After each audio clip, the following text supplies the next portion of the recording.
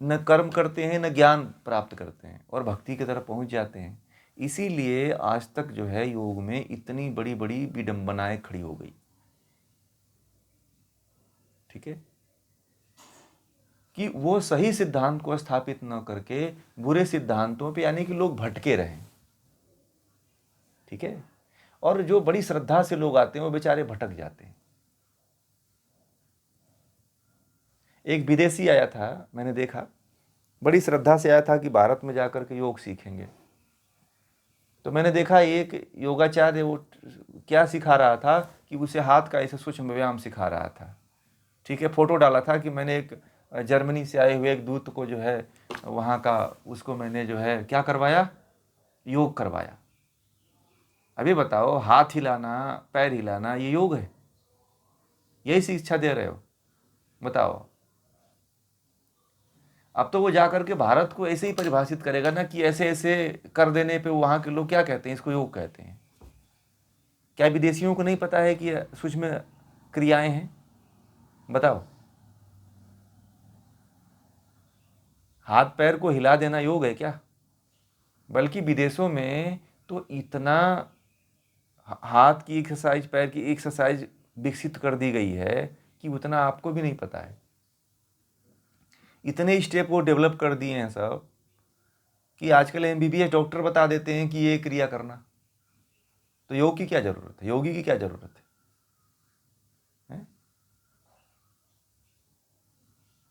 अरे जब वो आए तो आप उसको ये करवाओगे, हाथ मुड़वाओगे, ऐसे पैर मुड़वाओगे और सूर्य नमस्कार करवा दोगे, तो व्यायाम ही तो है ये पूरा। व्यायाम करवा करके विश्व गुरु बन रहे हैं लोग, और ये विश्व गुरु देश बनेगा। समझ रहे हैं?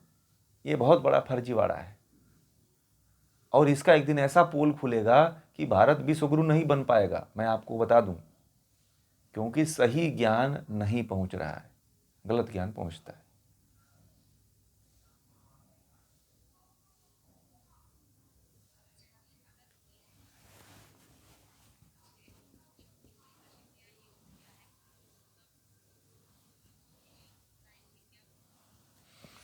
जीवन जीने की सर्वोत्तम कला जो है वही योग है। जीवन को परिष्कृत करने की, जीवन को मुक्त करने की, आत्मा और परमात्मा को, पहला परिभाषा ये दीजिएगा कि जीवन जीने की सबसे उत्तम कला योग है। और दूसरी यह सबसे महत्वपूर्ण परिभाषा यह दीजिएगा कि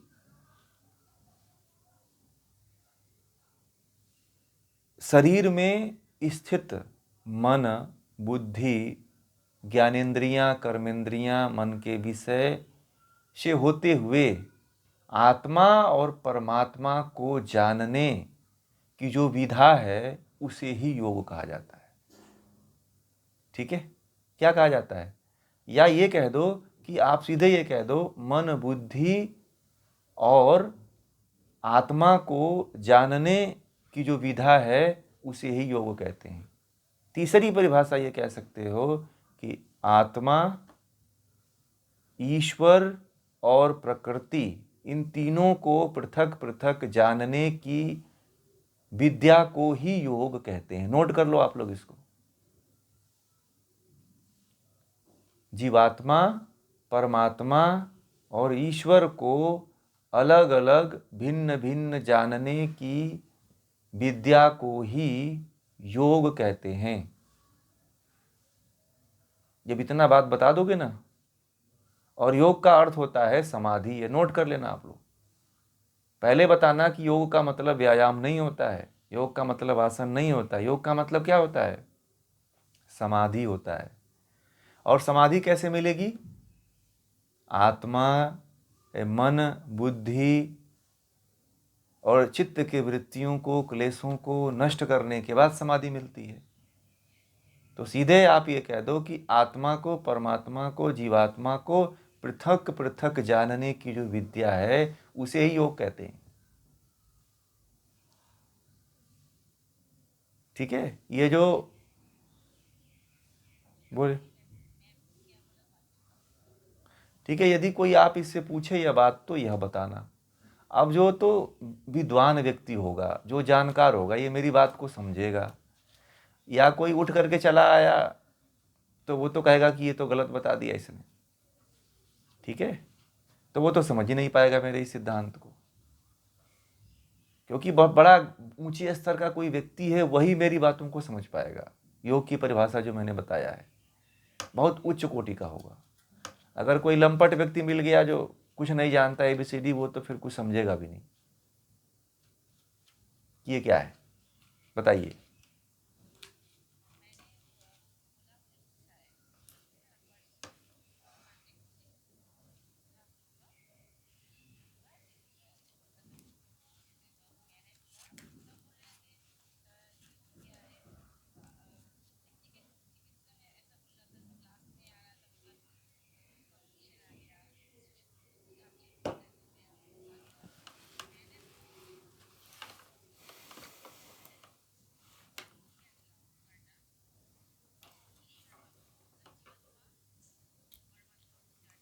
हम्म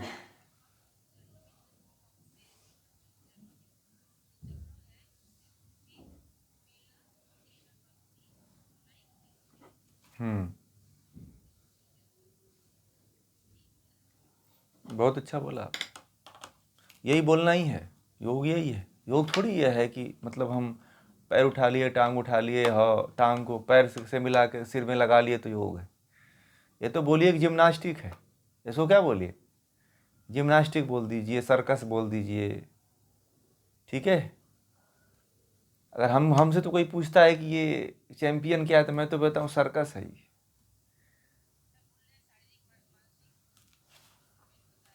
कहीं नहीं सर।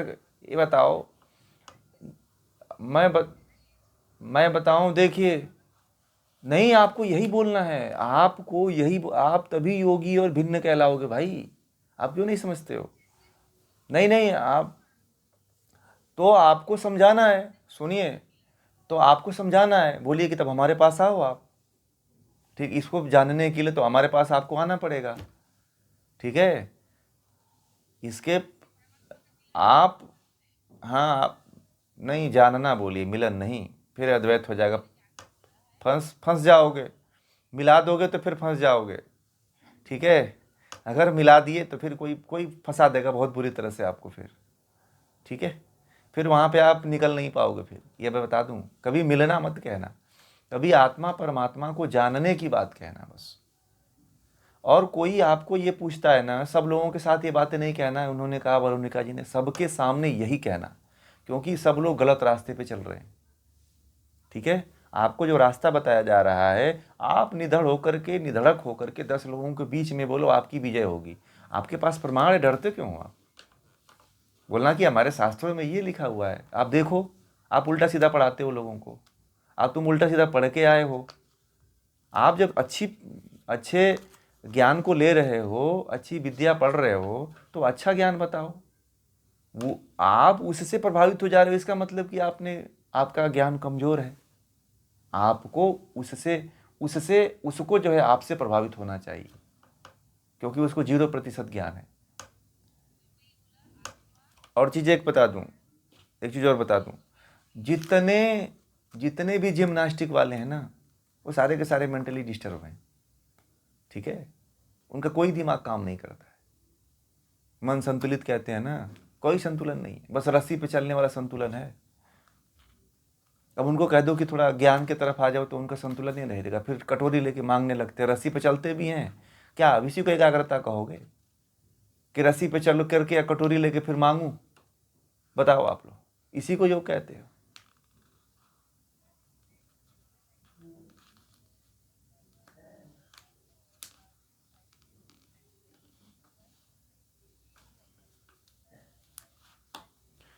मुरारजी देसाई में सब, मुरारजी देसाई में सब ऐसे ही लोग हैं, सब जुगाड़ लगा करके सब।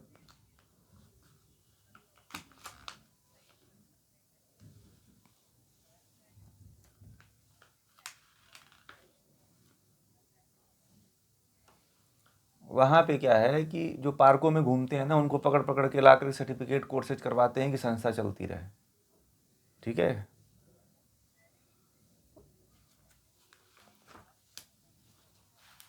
बोलने का। योग क्या होता है, योग की परिभाषा क्या होती है, लोगों को पता ही नहीं है। ठीक है, आपको जब भी बोला जाए कि योग क्या होता है तो आप यही बताना। योग का अर्थ ही समाधि होता है, योग का अर्थ जोड़ना नहीं होता है। ये प्लस माइनस जोड़ घटाना गुणा भाग बोल देना कि मैं जो है बहुत छोटी थी तब करती थी। ठीक है ठीक है, योग का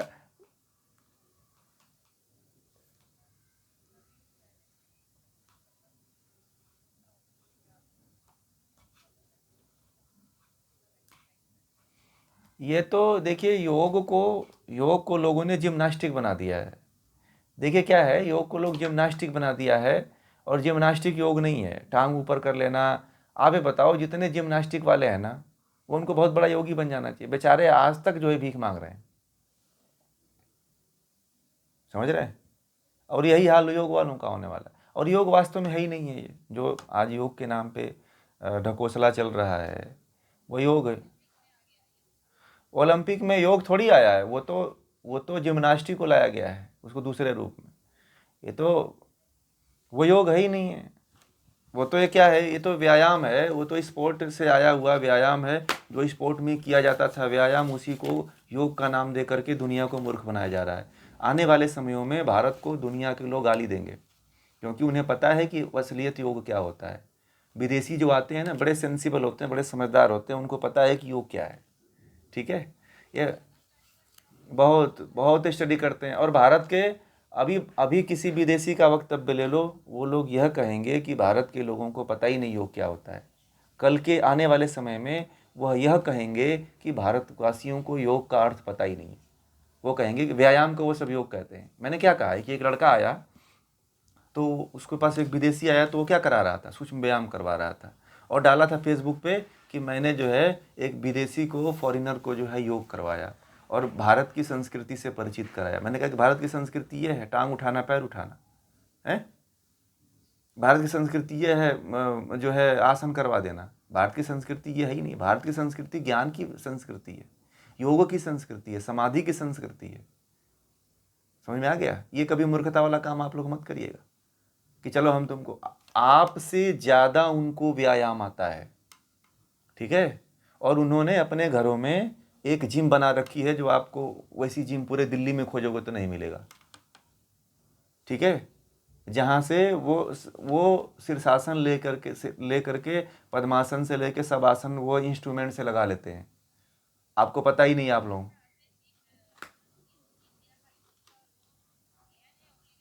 आध्यात्मिक ज्ञान लेने के लिए आते हैं, और आप लोग समझते हो कि योग सीखने के लिए आते हैं। ये भारत के लोग अपनी बेइज्जती कराते हैं। ठीक है, भारत के लोग जो क्या कराते हैं, अपनी बेइज्जती कराते हैं। बहुत बड़ी मूर्ख साबित हो आने वाले समय में पूरे विश्व जो है इनको नकारने वाला है योग के नाम पे। देखना आप लोग, क्योंकि भारत सबसे बड़ा मूर्ख ये बना रहा है कि व्यायाम के नाम पे जो है योग बता रहा है। ठीक है, ये बहुत बड़ी मूर्खता है। मैं तो इसका बहुत शुरू से ही मैं इसके पक्षधर में नहीं रहा हूँ, और व्यायाम को व्यायाम ही कहना चाहिए, योग नहीं कहना चाहिए। योग जो है, योग का एक तरह से अपमान है। आप ही बताओ, आप किसी को प्राणायाम कह दो कि कर ले, अनुलोम विलोम थोड़ी है। अनुलोम विलोम का कहीं जिक्र नहीं है किसी शास्त्र में। इतना हठ योग पढ़ लिया, बताइए अविनाश जी, कहीं है अनुलोम विलोम का जिक्र है? लोग पूरी दुनिया को, अगर शास्त्र की जिस दिन प्रामाणिकता की बात आएगी ना, उस दिन भारत फेल हो जाएगा। ठीक है, नाड़ी शुद्धि। ठीक है, इसलिए जो मैं बता रहा हूँ ना आप लोगों को, वही चीज़ लोगों में जाके बताना। आप लोग अंड का बंड मत बताना, फंस जाओगे आप लोग। क्योंकि जो चीज़ आप लोग बोलोगे ना, उसकी कोई प्रामाणिकता नहीं है। आप आने वाले समय में शास्त्रों को दिखा सकते हो कि ये शास्त्र में ये लिखा हुआ है। आपके सामने 10 देशों का, हजारों देशों का मुंह बंद हो जाएगा। पूरी दुनिया में जो भारत के लोग हैं ना, उनका भी मुंह बंद हो जाएगा। वहाँ पे आपके आगे कोई टिकेगा ही नहीं भाई। मेरी बातों को सुनो, समझो आप लोग। जब आप लोग जाओगे ना, तो एक अपने आप में एटम बम होगा। ठीक है, फिर आपके सामने कोई नहीं टिकेगा। वहाँ पे यदि कोई बड़ा से बड़ा प्रोफेसर है, तो उसको देख के मत डरिए, बोलिए नहीं ये चीज़ इसमें ऐसा लिखा हुआ है, आप प्रमाण देखो उसके बाद बात करो। चुप हो जाएगा, वो नहीं बोलेगा फिर। ठीक है, ये होता है असली ज्ञान का मतलब। इस असली ज्ञान का मतलब ये नहीं होता है तो आप उसके आगे झुक जाओ, नहीं। ज्ञान के लिए लड़ लो, सच्चाई जो है उस सत्य के लिए हमेशा लड़ना चाहिए। सत्य है तो सत्य है, हम झूठ नहीं बोलेंगे, हम झूठ प्रसारित नहीं करेंगे, झूठ स्वीकार नहीं करेंगे। ये सारी बातें हैं, तो इसको ध्यान में रखें।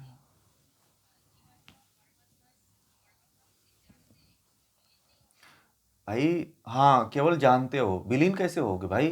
परमात्मा में कोई थोड़ी विलीन होता है, कोई बाल्टी से एक लोटा पानी निकाल करके फिर उसी में डाल दिया, ऐसा थोड़ी होता है। जीवात्मा परमात्मा दोनों पृथक पृथक है।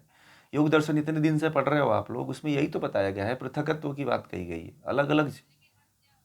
जब जान लेता है, जब जब जीवात्मा जान लेता है तो परमात्मा की आनंद का अनुभूति करता है बस केवल। ठीक है, परमात्मा जो जो परमात्मा जिस आनंद में रहता है उस परमात्मा की अनुभूति जीवात्मा करता है।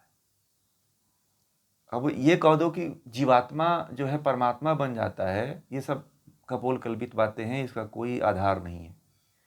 ठीक है, कोई भी जीवात्मा इतनी, अगर मान लीजिए कि यही बात होती तो सारे जीवात्मा परमात्मा, ये जीवात्माओं इतने जीवात्माओं को क्यों इतना फालतू में सब प्रपंच रचता?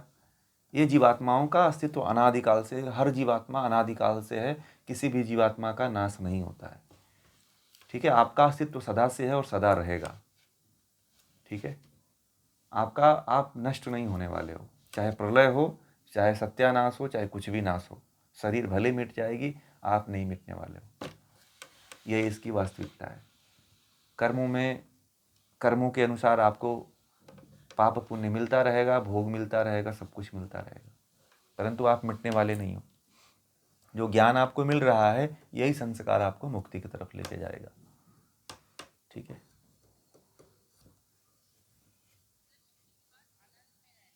हाँ, फिर तो आनंद में रहते, आनंद में रहता। हाँ, यही, हाँ, मुक्त आत्मा हो जाता है वो।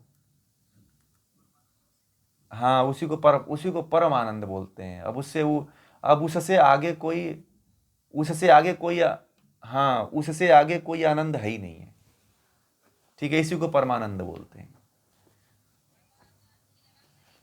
हाँ, एक ही है, उसको समझिए। अब ये मत कह दीजिएगा कि आत्मा और परमात्मा दोनों एक है, कभी मत इसको भूल से कहिएगा, और मिलाने वाली बात तो कभी कहिएगा मत, भूल से अपने मुंह से मत निकालिएगा, फंस जाओगे बहुत बुरी तरह से, फिर आप परास्त हो जाओगे। ठीक है, और इसको ऐसे जानोगे तो महर्षि पतंजलि का उदाहरण दे करके समझा लोगे कि देखो महर्षि पतंजलि कहते हैं, पृथकत्व की बात कहते हैं। पूरा महर्षि पतंजलि का योग दर्शन ही त्रैतवाद पे टिका हुआ है।